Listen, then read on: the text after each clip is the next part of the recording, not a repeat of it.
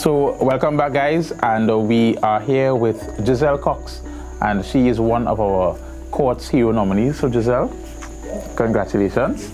Now Jeselle, you are the founder of the Freely Give Foundation. Give us some insight into what the foundation is about and what inspired you to start the foundation in the first place. Okay, so Freely Give is a registered NGO. We actually celebrated 6 years on the 17th of September. Right. We started in 2013 assisting children and their families with school supplies, grocery supplies, and Christmas treats. However, we would have grown from there and establish a family intervention center where we provide social intervention programs to members of the Longdonville community.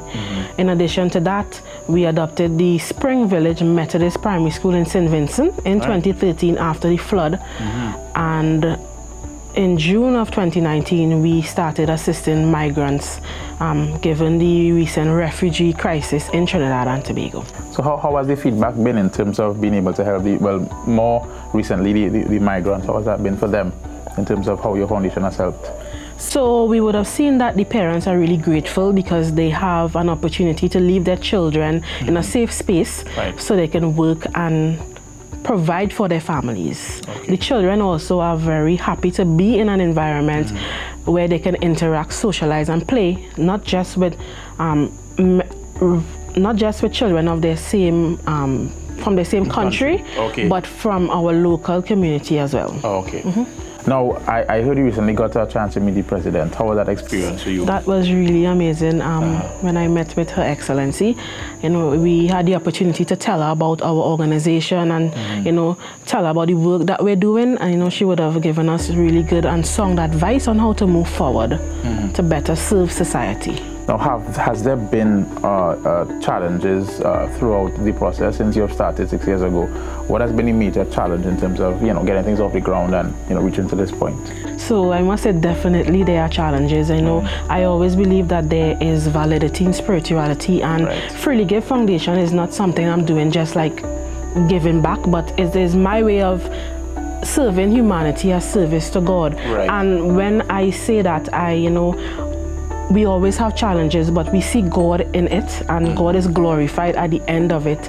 So even though the challenges do come, I'm thankful for my mentors and supporters, so I could, easily call them to get an advice. And then I am thankful to God, so, I always am praying and seeking His face so I can I'm better equipped with the emotional intelligence to deal with these challenges when they arise. Correct. Now, in terms of advice, somebody may be looking and they want to know, how do I start? Where do I start? What little bit of advice can you give them to start something like yours in their community?